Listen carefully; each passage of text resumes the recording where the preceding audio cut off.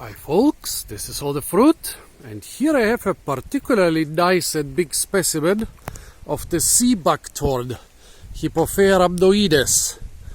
This was considered a real superfood a couple decades ago, and it's still quite popular with the lovers of whole food or alternative foods. But usually sea buckthorn grows as a hedge or as a low shrub, and look at this, this is a veritable tree. I don't think I've ever seen anything like that, despite the fact that I'm not very far from my farm in Heidelberg. Well, let's show it to you. The funny thing is, around here we have actually native sea buckthorn populations not very far away from Heidelberg. Okay, now you cannot see my farm because there are other people's orchards in between. What a pity. And they have put all this information right here where it's almost impossible to see what they are talking about. Yeah, you can just see my farm behind those trees, but okay, you cannot just cut them down in order to have a nice view. Let's go to the sea buckthorn.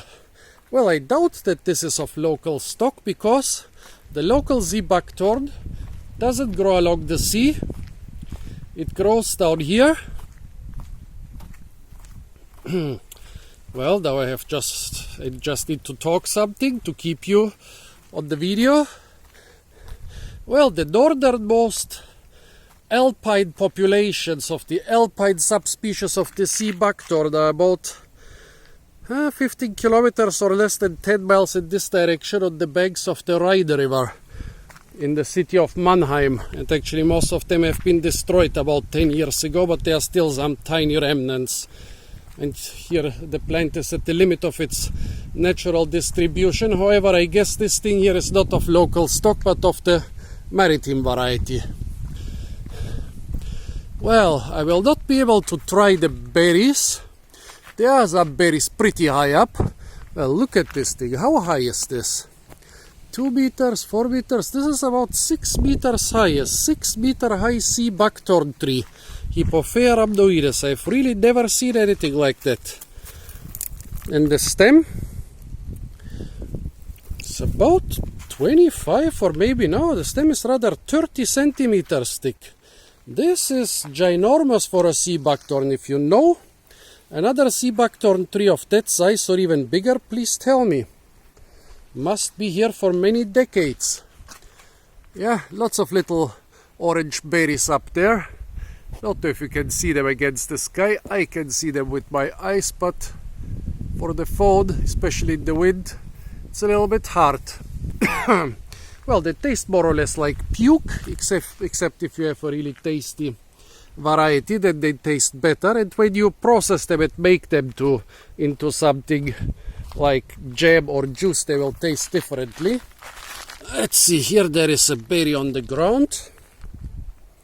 Let's try it and let's see what variety this is. Not too bad. This just has a hint of puke. Basically it's like a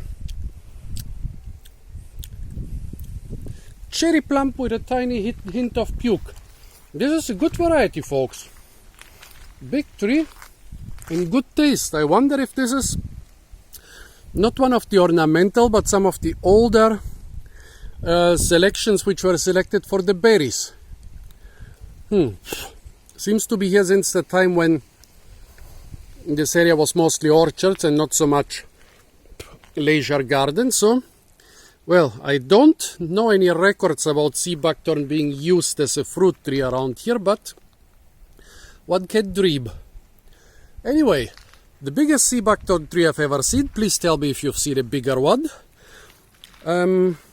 Yeah, also one of the tastiest sea buckthorn berries I've ever tasted. I really could, if they were lower, I could imagine eating some of them. Yeah, not too bad.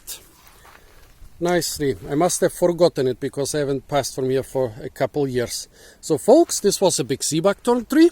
Stay tuned for a lot more fruit videos from the beautiful city of Heidelberg. And don't forget to like, share, comment and subscribe.